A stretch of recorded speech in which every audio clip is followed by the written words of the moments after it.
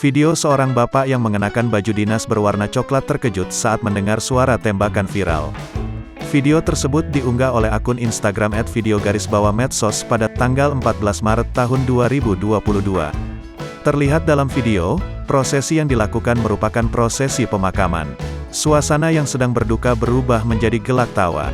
Pasalnya, sang bapak terlihat kaget mendengar suara tembakan sampai hampir terjungkal ke belakang. Seketika para warga yang melihat pun ikut tertawa. Video tersebut pun mengundang reaksi para warganet.